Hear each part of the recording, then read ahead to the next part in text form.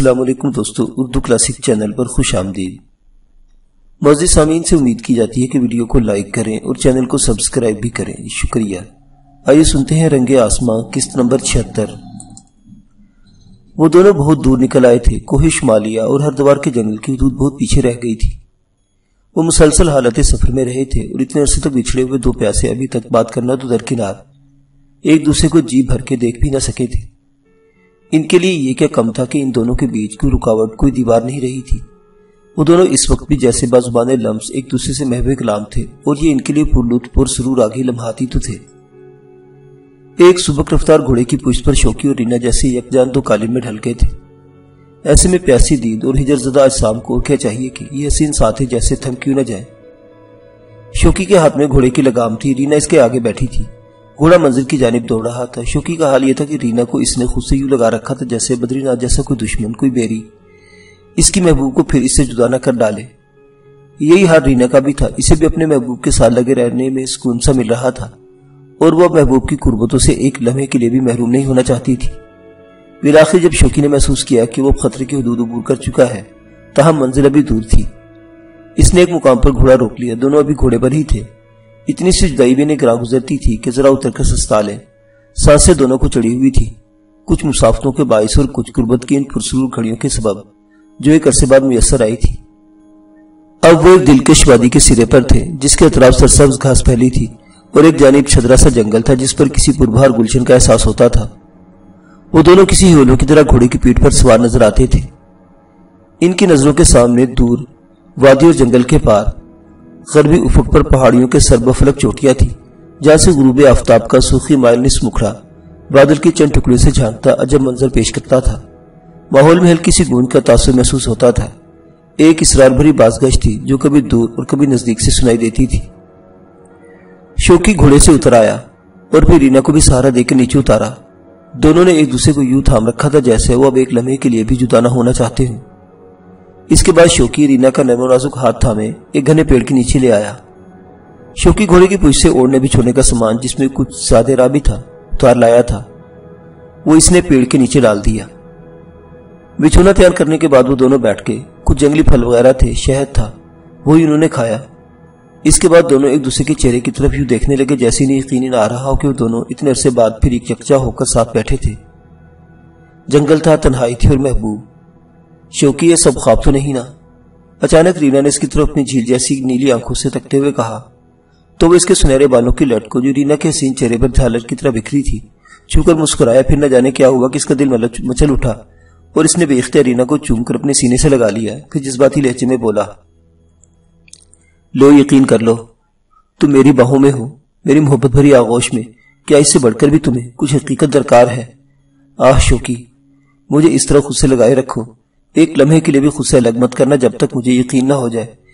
رینا کے جذبات بھی مچل رہے تھے۔ دونوں ایک دوسرے کی وجود کی گرمی میں سکون مل رہا تھا۔ ایک طویل جدائی کی آبلہ پائی نے ان دونوں کو زخمی کر دیا تھا، اور اب جیسے ایک دوسرے کا وجود ان کے لیے مرہم کا کام کر رہا تھا۔ شوقی، مجھے اب سکت نہیں رہی کہ دوبارہ بچھڑوں اور پھر نہ جی پاؤں۔ رینا یہ کہتے ہوئے آخر میں بے اختیار سسک پڑی۔ پاگل، ایسی باتیں کیوں کرتی ہو؟ شوقی اس کے نرم و نازک گال کو اپنے ہونٹوں سے چھو کر بولا۔ اس کی آواز میں ملائمت اور لہجے میں محبت بھری حلاوت تھی۔ اب میں تمہیں ایک لمحے کے لیے بھی خود سے جدا نہیں کروں گا۔ میں نے بھی تو تمہیں حاصل کرنے کے لیے ایک طویل مسافت جھیلی ہے، اب بھلا اپنی منزل کو کیسے کھونے دوں گا؟ وہ دونوں ایک دوسرے کے قریب ہوتے ہوتے یکجان دو قالب ہو گئے۔ ماں نے ایک آواز پر چونک پڑے۔ ان سے ذرا فاصلے پر دو بھورے رنگ کے سانبر آپس میں اٹکیلیاں کرتے ہوئے نمودار ہوئے۔ ان کے سینگ پتلے اور شاخدار تھے۔ شوقی اور رینا انہیں دیکھ کر بے اختیار ہنس پڑے۔ شوقی نے شرارت بھرے انداز میں کہا، لگتا ہے انہیں بھی کسی ایسی جگہ کی تلاش تھی۔ اس کی شرارت کا مطلب جان کر رینا شرماسی گئی۔ رینا کے خوبصورت چہرے پر شرم کی لالی دے کر شوقی کو بے اختیار اس پر پیار آ گیا۔ اس نے دوبارہ اسے اپنے ساتھ لگا لیا۔ شوقی، ہماری منزل اب کتنی دور ہے؟ اچانک رینا نے قدرے سنجیدہ ہو کر پوچھا۔ مجھے ڈر ہے کہیں راج محل کے سپاہی یہاں نہ پہنچے۔ ہماری منزل تمہاری آنکھوں کے سامنے ہے رینا، شوقی مسکرا کر بولا۔ کیا تمہیں کسی اور منزل کی بھی تلاش ہے؟ اس کی بات پر رینا تڑپ اٹھی اور اس نے اپنا سر اس کے کشادہ سینے پر رکھ دیا۔ تب شوقی نے اس کے مرمری گال کو سہلاتے ہوئے کہا، تمہیں اب کسی سے ڈرنے کی ضرورت نہیں، ہم ان کی پہنچ سے بہت دور نکل آئے ہیں اور اب دلی تک پہنچنے والے ہیں۔ صبح ہوتے ہی پھر نکل پڑیں گے۔ وہ دونوں کافی دیر تک باتیں کرتے رہے۔ گارشیا کے بھیانک انجام سے متعلق بھی گفتگو ہوتی رہی۔ رابرٹ اور سوجنا کا موضوع بھی چھڑا اور بہت سی باتیں، حتیٰ کہ رات ہو گئی۔ شوکی نے گھوڑے کی رسی کو اس درخت کی جڑ سے باندھ دیا جو کہیں کہیں سے باہر کو نکلی ہوئی نظر آتی تھی۔ یہ بہت پرانا درخت معلوم ہوتا تھا جس کی جڑیں دور تک پھیلی ہوئی تھی۔ رات کا ابتدائی پہر آن پڑا تو شوکی نے کچھ سوکھی جھاڑیاں اور شاخیں اکٹھی کر کے بچھونے کے قریب الاؤ روشن کر دیا۔ اس سے ایک تو بھوکے بھولے بھٹکے کسی جانور کے قریب آنے کا خطرہ نہیں رہتا، دوسرے انہیں حرارت بھی ملتی رہتی کیونکہ سردی بڑھنے لگی تھی۔ راکاشی بستی والوں نے نہ صرف انہیں زیادہ راہ اور گھوڑا دیا تھا بلکہ گرم کھالوں کے لحاف اور بچھونے بھی دے رکھے تھے۔ اب وہ انہی میں استعمال میں لا رہے تھے۔ شوکی اور رینا کے چہرے کے سامنے سلگتے ہوئے الاؤ سے نہیں بلکہ اپنے پیاسے دلوں کو جذبات سے بھی سرخ ہوتے محسوس ہوتے تھے۔ ان دونوں دیوانوں فرزانوں کی وارفتگی کا یہ عالم تھا کہ ذرا ذرا دیر بعد ایک دوسرے کی طرف نگاہیں بھر کر تکنے لگتے، پھر مسکرا دیتے تھے۔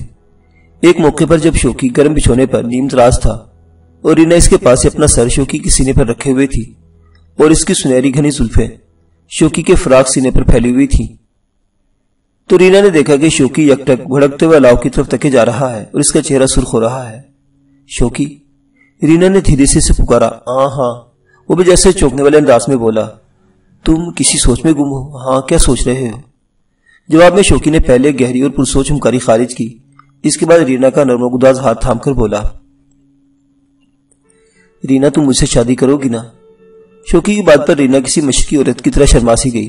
اس کے ساتھ ہی اس کے ہنائی لبوں سے دل موہ لینے والی مسکراہٹ بھی کسی زوفشا کہکشا کے معنی چمکتی تھی۔ تاہم اسے شوکی کا لہجہ بچوں کی طرح معصومانہ اور ملتیا جانا محسوس ہوا، جس میں والہانہ محبت بھی تھی اور اشتیاق بھی۔ اگرچہ شوکی کو اپنے سوال کا جواب رینا کی شرم کی لالی اور موہنی مسکراہٹ دیکھ کر مل چکا تھا، پھر بھی جواب میں رینا نے، جس کا نرم و گداز ہاتھ شوکی کے ہاتھ میں تھا، وہ اس نے ہولے سے دبا لیا تھا۔ لیکن پھر دوسرے ہی لمحے رینا نے دیکھا وہ ایک دم سنجیدہ سا نظر آنے لگا اور پھر اسی لہجے میں بولا، رینا میں سوچ رہا تھا ہمیں آگے کون سا قدم اٹھانا چاہیے جو ہمارے لیے سود مند ثابت ہو۔ میرا مطلب ہے کہ اب ہمارا دلی جانا بہتر ہوگا، کہیں ایسا تو نہیں کہ جنرل مائیکل شاہ۔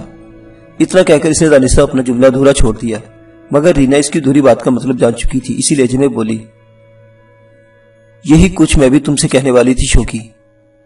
اس کی بات پر شوکی نے بھی قدرے چونک کر اس کی طرف دیکھا تھا۔ جذباتیت کی فضا کے بعد جب گفتگو سنجیدہ رخ پر آنے لگی تو شوکی نے دھیرے سے اٹھ کر بیٹھنا چاہا اور رینا بھی سیدھی ہو کر بیٹھ گئی۔ یعنی تم بھی ایسا ہی سوچ رہی ہو جو میں سوچ رہا ہوں؟ ہرگز نہیں، رینا نے انکار میں سر ہلا دیا اور شوکی کی جانب الجھی ہوئی نظروں سے دیکھنے لگا۔ وہ وضاحت کرنے والے انداز میں بولی، لیکن جیسا تم سوچ رہے ہو وہ میں سمجھ رہی ہوں۔ کیا سمجھ رہی ہو تم؟ یہی کہ تمہیں ڈر ہے کہ کہیں میرے انکل جنرل مائیکل شاہ میری اور تمہاری شادی سے متعلق کوئی انکار یا سخت فیصلہ نہ صادر کر دیں، اور تم چونکہ ان کے ملازم ہو اس لیے تمہارے لیے کوئی مشکل کھڑی نہ ہو جائے۔ یہی مطلب ہے نا تمہارا؟ رینا نے اس کی جانب دیکھتے ہوئے خفیف سی مسکراہٹ سے کہا تو شوکی کو کچھ حوصلہ ہوا۔ وہ فوراً بولا، ہاں رینا، میرا یہی مطلب تھا، تم بالکل ٹھیک سمجھی ہو۔ لیکن صرف میں ہی جنرل مائیکل شاہ کا ملازم نہیں ہوں بلکہ میرا بوڑھا باپ بھی ان کے ملازمین میں شامل ہے۔ انکل مائیکل ایسا کچھ نہیں کریں گے، میں اپنی مرضی کی مالک ہوں۔ ہماری شادی پر انہیں کوئی اعتراض نہیں ہوگا، بلکہ وہ خود ہماری شادی بڑی دھوم دھام سے کریں گے، اور کوئی بعید نہیں کہ اس کے بعد تمہیں اپنے پاس کسی خاص ملازمت پر رکھ لیں۔ رینا نے امید افزا لہجے میں شوکی سے کہا تو مطمئن نظر آنے لگا۔ اسے اپنے بوڑھے ماں باپ بھی یاد آ رہے تھے، وہ بیچارے نہ جانے کب سے اپنی بوڑھی آنکھوں میں انتظار سموئے اس کی راہ تک رہے ہوں گے۔ اگلے دن صبح وہ جاگے تو بالکل تازہ دم تھے، گھوڑے پر سوار ہوئے اور روانہ ہو گئے۔ دلی پہنچ کر جب وہ جنرل مائیکل شاہ کی قلعہ بند رہائشگاہ پر پہنچے تو سب ان دونوں کو دیکھ کر حیران اور خوش ہوئے۔ کریم بخش اور اس کی بیوی بیچارے دونوں ہی اپنے جوان بیٹے کی طرف سے کب کے مایوس ہو چکے تھے اور اس کی جدائی کے غم میں مزید ضعیف نظر آنے لگے تھے، لیکن اب اپنے لختے جگر کو دوبارہ اپنے درمیان پا کر جیسے دوبارہ جی اٹھے تھے۔ جنرل مائیکل شاہ بھی انہیں دیکھ کر حیران ہوا تھا۔ خاصی دیر بعد ایک تفصیلی نشست کے دوران شوکی اور رینا نے مائیکل شاہ کو شروع سے آخر تک ساری رودات دھیرے دھیرے سنا ڈالی۔ جنرل مائیکل شاہ یہ سن کر بے حد حیران ہو اور شوکی کی بہادری کی تعریف کی۔ اسے ناگرا سے متعلق بھی تازہ اطلاعات اور وہاں کے اندرونی معاملات سے بھی آگاہی حاصل ہوئی۔ ابھی سردست شوکی اور رینا نے اپنا اصل مطمع نظر اس سے گوشگزار نہیں کیا تھا، کیونکہ رینا کے مشورے کے مطابق خود کسی خاص موقع پر لیکن عنقریب اپنے انکل سے اپنے اور شوکی کے درمیان پروان چڑھنے والے معاملہ دل کے متعلق بات کرنے والی تھی۔ شوکی مطمئن بھی تھا اور کچھ الجھا ہوا بھی، تاہم اس نے رینا کی تسلی پر پورا بھروسہ بھی تھا۔ اس کے ماں باپ اور دیگر ساتھی ملازمین بھی اس کی حیرت انگیز داستان سن کر خاصے حیران ہوئے تھے۔ قصہ مختصر شوکت حسین عرف شوکی نے دوبارہ استبل کی ملازمت سنبھال لی تھی اور اپنے باپ کو مکمل آرام کرنے کی تاکید کر ڈالی تھی، تاہم کریم بخش وقت گزاری اور دل بہلانے کی خاطر چھوٹے موٹے کاموں میں مصروف رہتا تھا۔ شوکی نے البتہ ابھی اپنے ماں باپ سے اپنے دل کی بات نہیں کہی تھی۔ وہ بھی رینا کا منتظر تھا کہ پہلے وہ اپنے انکل مائیکل شاہ سے اس بابت ذکر کرے، کیونکہ جس طرح رینا کو یقین تھا اس کے انکل ان کی شادی پر کوئی اعتراض نہیں ہو سکتا، اس طرح شوکی کو اپنے ماں باپ پر تھا کہ وہ اپنے اکلوتے بیٹے کی خوشی کو اپنی خوشی سمجھ کر رینا کو قبول کر لیں گے۔ یوں شوکی رینا کی طرف سے اس بات کا بڑی بے چینی سے منتظر تھا کہ کب وہ انکل شاہ سے ذکر کرتی ہے اور راستے کب خوشخبری سناتی ہے۔ وہ گویا اب ایک پل گن گن کر گزار رہا تھا۔ بالآخر 2-3 روز بعد ہی رینا نے شوکی کو خبریں سنا دی کہ انکل مائیکل شاکن کی شادی پر کوئی اعتراض نہیں، مزید یہ کہ جیسا رینا نے شوکی سے کہا تھا کہ انہیں خوشی ہوگی کہ وہی ہوا۔ جنرل شاہ اس رشتے پر بہت خوش تھا۔ اس اطلاع پر شوکی کی خوشی دیدنی ہو گئی، اس نے مسرت اور جذبہ بے اختیاری تلے رینا کو اپنے سینے سے لگا کر چوم لیا۔ تاہم آخر میں رینا نے شوکی سے یہ بھی کہا کہ آج رات انکل اسے اپنے کمرہ خاص میں بلایا تھا، اور شوکی نے کچھ گفتگو کے انداز میں اپنے سر کو اس باتی جنبش دی تھی۔ معزز سامعین، تو چلتے ہیں ریحان علی اینڈ کمپنی کی جانب۔ چریپا کی چیختے ہوئے اعلانیہ آواز سب کے کانوں میں پڑی تھی۔ علی اور شازمہ دونوں ڈاکو کو جہنم واصل کرنے اور ان کی لاشوں کو سمندر برد کرنے کے بعد فوراً اپنے ساتھیوں کے ساتھ جا ملے تھے۔ وہ بھی اعلان سن کر فکر مند سے ہو گئے تھے، تاہم فوری طور پر بحری قزاقوں سے جنگ کا خطرہ ٹل چکا تھا۔ لیکن پھر بھی ہمیں ان سے محتاط رہنا ہوگا، اریبہ بولی، کیونکہ وہ اپنے 2 ساتھیوں کی کمی سے سمجھ لیں گے کہ ان کا انجام ہمارے ہاتھوں ہی ہوا ہے۔ ہاں، اس خدشے کو ہم نظر انداز نہیں کریں گے، علی ریحان نے کہا، لیکن ہم انہیں ان کے 2 ساتھیوں کے بارے میں کیا جواب دے کر مطمئن کریں گے؟ ازابیلہ بولی۔ وہ سب سے زیادہ متوحش اور پریشان نظر آ رہی تھی۔ ہم ان سے صاف کہہ دیں گے، اس کا شوہر کیپٹن جیمز بولا۔ انہوں نے ہم پر حملہ کرنے کی کوشش کی تھی اور ہم نے اپنے دفاع میں ایسا کیا تھا۔ صحیح بات ہے، قصور تو ان کا اپنا ہی تھا، یہ بات خود بھی یہ لوگ جانتے ہیں کہ انہوں نے دھوکے سے ہمیں ہلاک کرنا چاہا تھا، شازمان بولا۔ ہمیں ان سے ڈرنے کی کوئی ضرورت نہیں۔ بات ڈر کی نہیں زمان، علی ریحان نے مسلطن کہا، یہ مجرم ہے، یہ اپنا جرم کسی صورت تسلیم نہیں کریں گے، لہٰذا ہمیں ان سے کچھ کہنے کی ضرورت ہی نہیں، اور اسے لائم رہو کہ ہمیں کچھ معلوم ہی نہیں۔ مگر وہ ہمارے اس جواب سے مطمئن نہیں ہوں گے، جیمز بولا۔ نہ ہو، ہمیں کوئی پرواہ نہیں، سر جنگ انہوں نے ہم پر مسلط کی ہے، ہم بھی خم ٹھونک کر اس کا جواب دیں گے، انہی کے انداز میں علی نے کہا۔ اچانک وہ چونکے۔ ویلکونی دوڑتا ہوا ان کے پاس پہنچا تھا، اس کے ساتھ بابیلا بھی تھی، دونوں نے تلواریں سونت رکھی تھی، ان کے چہروں پر جارحانہ سرخی تھی۔ یہ لوگ بھی محتاط ہو گئے۔ ہمارے 2 ساتھی غائب ہیں، ویلکونی نے شعلہ بار نظروں سے ان کی جانب گھورتے ہوئے کہا۔ ہمیں پورا یقین ہے کہ تم لوگوں نے ہلاک کر کے سمندر میں پھینک دیا ہے۔ یہ تم لوگوں کی غلط فہمی ہے، کیپٹن جیمز ویلکونی سے بولا۔ ہم تو خود طوفان کے سیلان پر پیش آنکھوں یہاں اکٹھے ہوئے ہیں۔ اس نے بھی اتنا ہی کہا تھا کہ تیز اور شراٹے دار طوفانی ہواؤں کا زور چل پڑا، لانچ بری طرح ڈولنے لگی، سب لوگ لڑکھڑا گئے۔ اسی وقت سردار آٹوما کی گرجتی ہوئی آواز سنائی دی، مستول کی راتوں میں طوفان کا مقابلہ کرنا ہے، سب ویل کیبن کا رخ کرو۔ اپنے سردار کا اعلان سن کر ویلکانی خوفخوار نظروں سے انہیں گھورتے ہوئے بولا، ہم تم سے نمٹ لیں گے، اور خبردار کیبن کا رخ مت کرنا، یہیں کھڑے رہو۔ یہ تہدید کرنے کے بعد اپنے ساتھی بابیلا کے ساتھ پلٹ گیا۔ اس کی دھمکی اور جارحانہ انداز پر شازمان نے ان کی جانب جارحانہ انداز میں پیش قدمی کرنا چاہی تھی کہ علی نے اسے روک دیا۔ اس کے باپ کے لانچ ہے، زمان نے غصے سے دانت پیس کر کہا۔ ابھی اس اتنا ہی کہا تھا کہ ایک زوردار موج نے لانچ کو کسی کاغذی ناؤ کی طرح اوپر اچھالا، خود ان لوگوں کے قدم بھی عرشے سے اکھڑ گئے، ان کی چیخیں نکل گئی۔ کوئی گرا نہیں، کوئی کہیں گرا اور کوئی کہیں۔ ایک لمحے کو ایسا لگا تھا جیسے لانچ لوٹ گئی ہو۔ یہ لوگ فوراً سنبھلے تو شکر تھا کہ کسی کو زیادہ چوٹ نہیں آئی تھی۔ وہ دوڑتے سنبھلتے اور گرتے پڑتے ہوئے کیبن میں جا گھسے۔ تیز طوفانی بارش شروع ہو چکی تھی اور بادل پرشور آواز سے گرج رہے تھے، رہ رہ کر بجلیاں چمک رہی تھی اور بفرے ہوئے سمندر میں ان کی ہاؤس بوٹ کو کسی عقیق تنکی کی طرح ڈول رہی تھی۔ اس وقت سب کو اپنی اپنی پڑی ہوئی تھی، شاید اس لیے کسی ڈاکو نے ان کے کیبن کا رخ نہیں کیا تھا۔ بحری قزاقوں کا یہ ٹولہ یقیناً ایسے طوفانوں سے ٹکرانے کا تجربہ رکھتا تھا، اس لیے وہ اسی میں مشغول رہے۔ کافی دیر تک یہ لوگ زندگی اور موت کی کشمکش میں بقا کے لیے برسرے پیکار رہے۔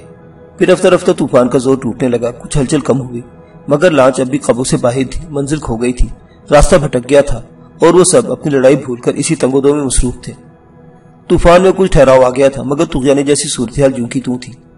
فطری مصائب و آلام سے جنگ ابھی جاری تھی۔ ذرا سنبھالا لیتے اریبا نے اپنے کام کی ذمہ داری سنبھالی اور اکیلی کیبن سے نکل گئی۔ ادھر چریپا کو جب ولکونی اور بابیلا نے اپنے دو ساتھیوں کے غیاب کے بارے میں بتایا تو یہ سمجھا کہ وہ اس طوفانی کشاکشی میں گر کر بکھرے ہوئے سمندر کی نظر ہو گئے ہوں گے۔ نہیں سردار، شوبر اور ساکوس اتنے بھی بچے یا نہ تجربہ کار نہیں تھے کہ اس سمندری طوفان کا مقابلہ کرتے ہوئے اس کی زد میں یوں آسانی سے آ جائے۔ ولکونی نے انکار میں سر ہلا کر کہا، چریپا نائب صحیح، مگر سب اسے بھی سردار ہی کہا کرتے تھے۔ وہ اس وقت ایک مستول کو سیدھا کرنے کی جستجو کر رہا تھا، تبھی اسے ایک جزیرے کا ساحل دکھائی دے گیا اور وہ اسی پر غور کرنے میں محو تھا کہ وہاں لانچ روکی جائے یا اس طوفان سے مقابلہ کرتے ہوئے منزل کا تعین کرنے کی کوشش کی جائے۔ ولکونی اور بابیلا یہ خبر لے کر آن پہنچے، اور سردار، یہ طوفان تو آنے سے پہلے ہی ان کے ساتھ کوئی ایسا واقعہ پیش آیا ہوگا۔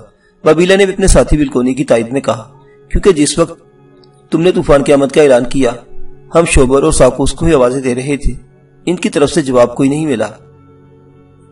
تو ولکونی اور میں نے تلاشنے نکلے، وہ نہیں ملے، پھر طوفان سر پر آ گیا۔ چریپا کا ماتھا ٹھنکا، وہ جانتا تھا کہ اس کے ساتھی غلط نہیں کہہ رہے۔ دانت پیس کر تیش سے بولا، موقع ملتے ہی ان تینوں کو ایک ایک کر کے ختم کر ڈالو، مگر سنو، ان کی دونوں عورتوں کو کچھ نہ ہونے پائے، وہ ہمارے کام آئیں گی۔ اتنا تو بیوقوف میں بھی نہیں ہوں سردار، لیکن وہ تینوں مرد کوئی عام مسافر تو نہیں ہے، ان سے جم کر مقابلہ کرنا پڑے گا۔ یہ صرف میرے اور بابیلا کے بس کی بات نہیں۔ ولکونی نے ساکوئی سے کہا، یہ تم لوگ ادھر کیا باتیں کر رہے ہو؟ ایک بھاری اور گونجیلی آواز پر تینوں چونکے۔ یہ سردار اٹوما تھا، اس کے ہمراہ اس کی جوان بیٹی امپارا بھی تھی۔ اور یہ شوبر اور ساکوس کے در کے دکھائی نہیں دے رہے؟ امپارا نے پوچھا۔ چریپا نے ولکونی اور بابیلا سے سنی گفتگو ان دونوں باپ بیٹی کی گوش گزار کی۔ یہ سنتے ہی سردار اٹوما کا بھاری چہرہ مارے غضب و غضب کے سرخ ہو گیا۔ اس نے فوراً تلوار نکالی اور بولا، اسی وقت میرے ساتھ چلو، ابھی ان کے سر قلم کیے دیتے ہیں۔ میں نے بھی ان سے یہی کہا تھا، چریپا صفاقی سے بولا، ان کے مردوں کو ہلاک کر ڈالے اور ان کی عورتوں پر قابض ہو جائے۔ امپارا ان کے جارحانہ خیالات جان کر کچھ پریشان سی ہو گئی۔ اسے وہ خوبرو سا اور بڑی بڑی روشن آنکھوں والا نوجوان علی ریحان بہت پسند آ گیا تھا۔ اس نے اچانک درمیان میں کہا، ان پر حملہ کرنے کا یہ موقع صحیح نہیں، ہم اس طوفان کی وجہ سے اپنی منزل سے بھٹک چکے ہیں اور وہ خزانے والا جہاز بھی کھو چکے ہیں۔ ایک جزیرے کا ساحل نظر آ رہا ہے اور اس وقت لانچ کی بھی مرمت کرنا ہوگی ہمیں۔ بہتر یہ ہے کہ ہم پہلے اس جزیرے پر اتر جائیں اور اس کے بعد ان کے بارے میں سوچیں۔ میرا خیال ہے امپارا ٹھیک کہہ رہی ہے، ولکونی نے اس کی تائید میں کہا۔ جزیرے کے آثار سے متعلق انہیں علم ہو چکا تھا، جو سردار اٹوما اور ولکونی کو بھی دکھائی دے گیا تھا، کیونکہ ان سے مقابلہ کرنا آسان نہ ہوگا۔ وہ کوئی عام مسافر نہیں، تینوں ایک تربیت یافتہ جنگجو معلوم ہوتے ہیں، ورنہ شوبر اور ساکوس ان کے ہاتھوں مارے نہیں جاتے۔ مجھے تو ان کی دوسری ساتھی عورت اریبا بھی تیز اور چلتا پرزہ لگتی ہے، بابیلا نے ولکونی کی تائید کی۔ ادھر اریبا جس نے لانچ میں ان ڈاکو کی جاسوسی کا کام سنبھالا ہوا تھا، ولکونی اور بابیلا کے جانے کے بعد جب طوفان میں کچھ ٹھہرایا تو وہ بھی ان کے پیچھے چلی گئی تھی۔ اس وقت ان کی ساری باتیں سن رہی تھی۔ وہ فوراً پلٹی اور واپس کیبن میں پہنچی۔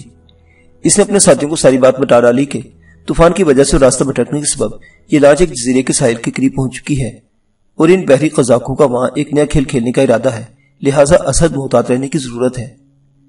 یہ خبر سب کے لیے پریشان کن تھی۔ اب علی اور شازمان وغیرہ اپنے اس عظیم مشن سے مایوس ہونے لگے تھے، جس کے لیے انہوں نے اپنی جانیں تک جوخم میں ڈال رکھی تھی، بلکہ اب بحری قزاقوں کی صورت میں ایک نئی مصیبت گلے پڑ چکی تھی۔ میرا خیال ہے کہ لانچ کو اس گمنام جزیرے کے ساحل پر پہنچنے سے پہلے ہمیں ان ڈاکو پر حملہ بول دینا چاہیے۔ انہیں خاموش اور سوچتا پا کر اریبا نے کہا، نہیں، ایسا کرنا اور بھی خطرناک ہوگا۔ علی نے کہا، یہ ہمارے ایک موقع ہے، جزیرے میں ہم زیادہ آسانی اور کسی مشکل کے بغیر ان کا مقابلہ کر پائیں گے۔ لیکن علی بھائی، یہ لوگ ساحل تک پہنچنے سے پہلے ہی ہم پر حملہ بول سکتے ہیں، کیا یہ بہتر نہ ہوگا کہ ہم ان سے پہلے ہی ان پر؟ نہیں، کیپٹن جیمز نے کہا، مسٹر علی کا خیال بالکل ٹھیک ہے، ہم محتاط رہیں گے اور جیسے ہی لانچ ساحل سے لگے گی ہم اتر جائیں گے۔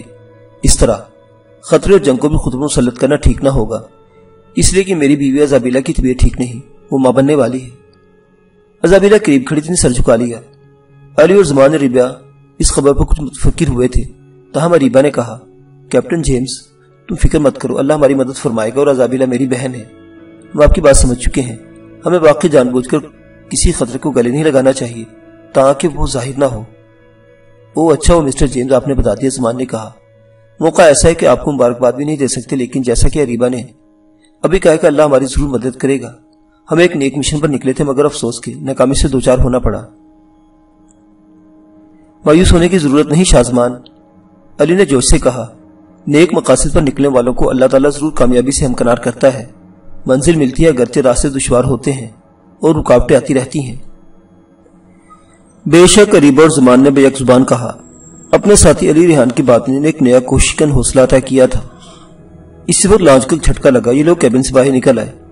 طوفان کافی حد تک تھم چکا تھا، لیکن آسمان تاریک تھا، کوئی تارا تک ٹمٹماتا نظر نہیں آ رہا تھا۔ خون کی اب اچھی خاصی ٹھنڈ میں بدلنے لگی تھی۔ اسی وقت میں دوڑتے قدموں کی آوازیں ابھری، یہ لوگ بری طرح ٹھٹک گئے۔ عزابیلہ کا حسین چہرہ ایک ایک ہی سراسیمہ ہو گیا، مگر باقیوں کے چہرے پر جوش کی سرخی نمایاں تھی۔ ڈاکوں سے چھنی ہوئی 2 تلواریں ان کے پاس تھی۔ ہوشیار، لانچ ساحل سے آنے لگی ہے، دشمن آ رہے ہیں، لیکن کوشش کرنا کہ ان سے بھیڑے بغیر ہی جزیرے کی طرف بڑھا جائے۔ زمان نے سب کو خبردار کرتے ہوئے کہا، نہیں ہمیں ادھر کا رخ نہیں، ہمیں ان کا ادھر ہی مقابلہ کرنا ہوگا۔ ممکن ہے ہم سے پیچھے چھڑانے کی کوئی نئی چال ہو۔ علی بولا، کیا پتا ہمارے لانچ سے اترنے کے بعد یہ لوگ آگے نکل جائیں۔ علی کی بات میں وزن تھا، سوائے زمان کے سب نے اس کی بات پر ساتھ کیا تھا۔ لانچ بیکار ہو چکی ہے، ایندھن تو کب کا ختم ہو چکا ہے، محض بادبانوں کے سہارے ایک بھٹکی ہوئی منزل پر پہنچنا ناممکن تک بلکہ مشکل ہے۔ یہ لوگ بھی جزیرے میں ہی پناہ لیں گے، زمان نے کہا۔ ہاں، کیونکہ اب لانچ میں زیادہ راہ بھی نہیں بچا۔ اریبہ نے بھی شاہزمان کی بات پر گرا لگائی۔ شاہزمان اور علی تلواریں سونتے آگے بڑھے۔ وہ اس زینے کی طرف لپکے تھے جو عرصے تک جاتا تھا۔ اسی زینے سے 3 بحری قزاق تلواریں لیا سے بھی ہوئلوں کی طرف نیچے اترتے دکھائی دیے۔ مارے خوف و دہشت کی عزابیلہ کے حلق سے چیخیں نکل گئی تھی۔ وہ اپنے شوہر کیپٹن جیمز سے جا لگی۔ اریبہ ان کے ساتھ تھی، تاہم اس کے ہاتھ میں کوئی لکڑ نما شے نظر آ رہی تھی جس کا سرا خاصا کون تھا۔ یہ اس نے ہتھیار کے طور پر اٹھا رکھا تھا۔ زمان نے ہی اسے ٹوٹے ہوئے کسی مستول سے تلاش کر کے دیا تھا۔ وہ جانتا تھا کہ اریبہ اس سے بھی بخوبی ہتھیار کا کام لینا جانتی ہے۔ علی اور زمان رک کے ان کے عقب میں جیمز اور دیگر بھی یکدم محتاط انداز میں ٹھہر گئے۔ اریبہ سے کیپٹن نے وہ لکڑ نما شے جھپٹ لی اور عزابیلہ کو اس کے حوالے کرتے ہوئے ایک جانب کھسکنے کا اشارہ کر دیا۔ اریبہ اسی لیے مسکرا سمت کو لپک گئی۔ ادھر ڈاکو نے وحشیانہ انداز میں چیختے ان پر حلہ بول دیا۔ یہ چریپا سمیت 3 ڈاکو تھے۔ چریپا کے ساتھی بابیلا اور ولکانی بھی اس وقت بہت خونخوار نظر آ رہے تھے۔ ان کی چمکتی ہوئی صفاق آنکھوں سے جارحانہ عزائم صاف نظر آتے تھے، جیسے آج وہ کٹ مرنے کو بالکل تیار ہوں۔ معزز سامعین حضرات، یہ داستان ابھی جاری ہے، بقیہ واقعات اگلی قسط میں دیکھتے رہیے۔ اردو کلاسک۔ اللہ حافظ۔